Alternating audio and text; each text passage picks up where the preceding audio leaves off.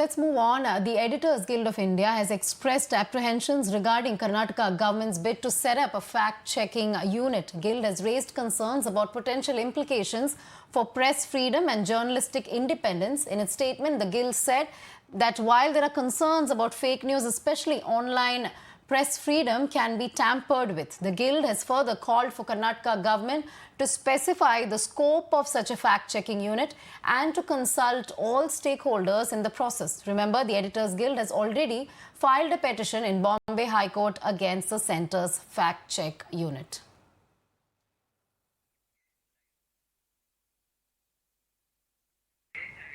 All right, let's go straight across to Madhav Nalapat, Executive Committee members of Editors Guild of India.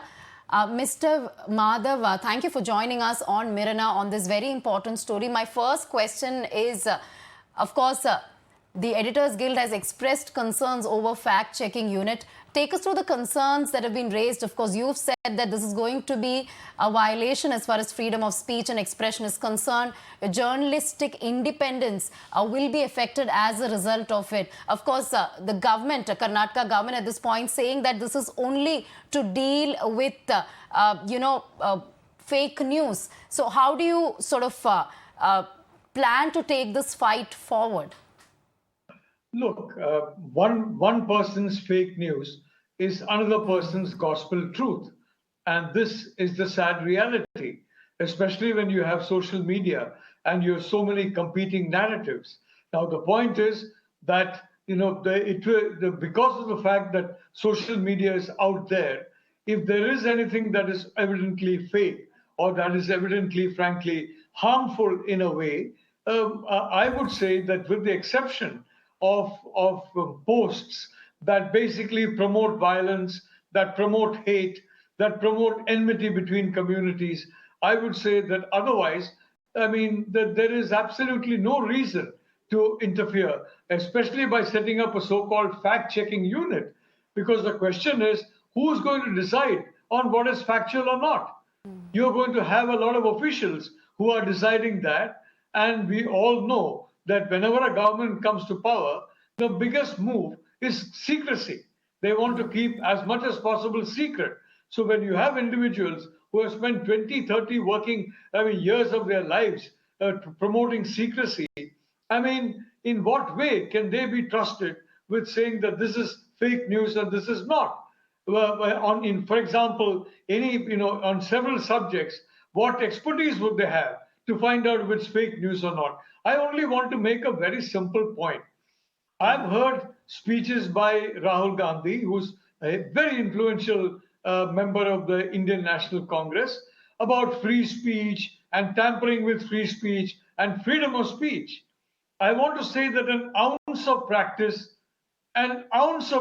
is worth a ton of words. And I'm sorry, but I'm not seeing that ounce here in this particular move.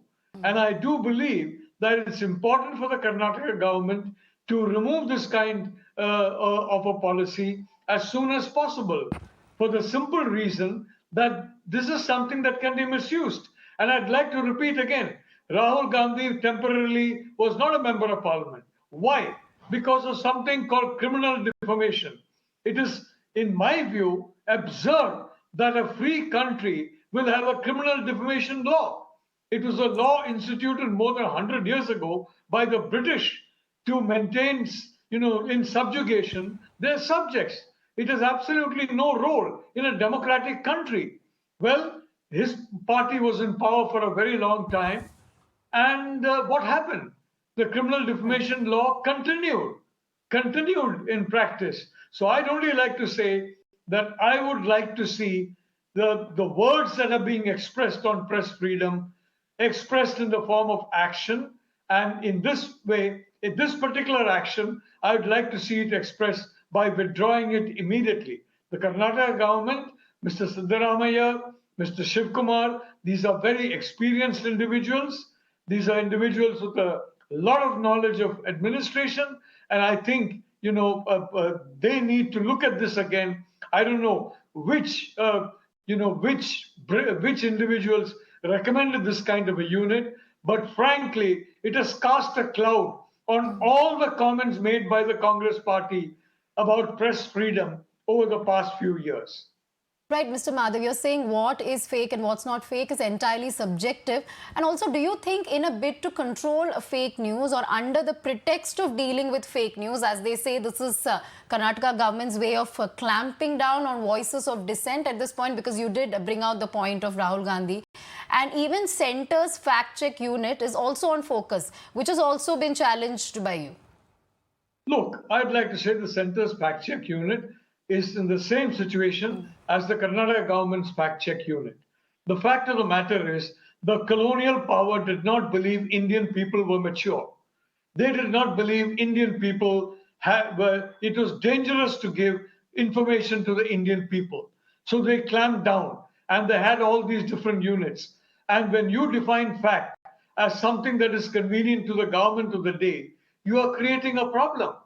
No, now there is a lot of talk, for example, about this law being used, that law being used, the other law being used.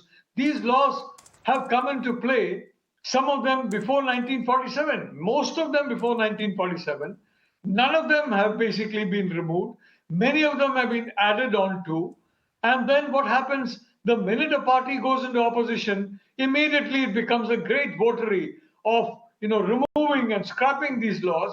But the reality of the situation is when it comes to power, in a state, for example, all that is forgotten and they continue with these laws. So that tomorrow, when some other party comes to power, and that is the beauty of democracy, nobody is there permanently in power. People come, people go. Well, then that same party is going to use the same laws that you are using in government. So this fact-check law will come in very handy to the next government in Karnataka that may be completely opposed to this particular set of people.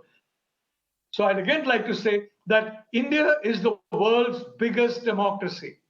We have to show it not just in words and statements, but in action. And one action would be, frankly, that leave it to the common sense of the people and leave it to the fact that when something absurd is there on social media, immediately there can be millions of people who point it out. There's only one exception, and that exception relates to the integrity and security of the country. If you have, statements made that are basically a problem for the integrity and security of the country, that are basically causing hate against other communities, other religions, other people, well, then these things do need to be checked. But barring that single condition, in my view, freedom of speech is best preserved. All right. Thank you, Mr. Madhav Nalapat, Executive Committee Members, Editor Guild of India, for sharing your thoughts on this. Certainly, the Guild saying that there are concerns as far as this entire fact-check unit, be it by the centre or be it by the Karnataka government, is concerned.